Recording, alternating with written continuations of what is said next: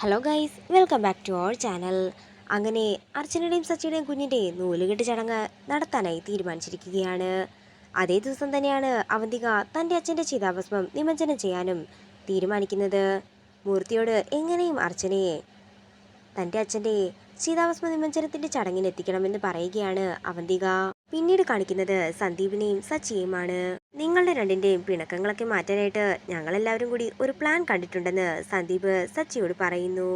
എന്ത് പ്ലാനെന്ന് സച്ചി ചോദിക്കുമ്പോൾ, നാളെ രാവിലെ നൂലുകെട്ട്, അത് കഴിഞ്ഞാൽ പെരുവണ്ണാപുരത്തപ്പൻ്റെ മുന്നിൽ വെച്ച് നിങ്ങളുടെ രണ്ടുപേരുടെയും താലികെട്ട്, അതാ ഞങ്ങൾ തീരുമാനിച്ചിരിക്കുന്നത്. ഇത് കേൾക്കുന്ന സച്ചിക്കും സന്തോഷമാകുന്നതാണ് കാണിക്കുന്നത്. പിന്നീട് കാണിക്കുന്നത് നേരം പുലർച്ചെ ആകുന്നതാണ്.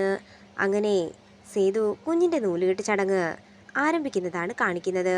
എല്ലാവരും സന്തോഷത്തോടെ ആ കാഴ്ച നോക്കി നിൽക്കുന്നു. നൂലുകെട്ട് ചടങ്ങ് കഴിയുമ്പോൾ സന്ദീപ് എല്ലാവരോടും പ്ലാനിനെ കുറിച്ചൊക്കെ രഹസ്യമായി പറയുന്നത് അർച്ചന കേൾക്കുകയാണ്. തുടർന്ന് അർച്ചന സന്ദീപിനോട് പറയുകയാണ്, അതിബുദ്ധി കാണിക്കാൻ നീ നോക്കണ്ട, എനിക്കൊന്നും മനസ്സിലാകുന്നില്ലെന്നും നീ കരുതണ്ട.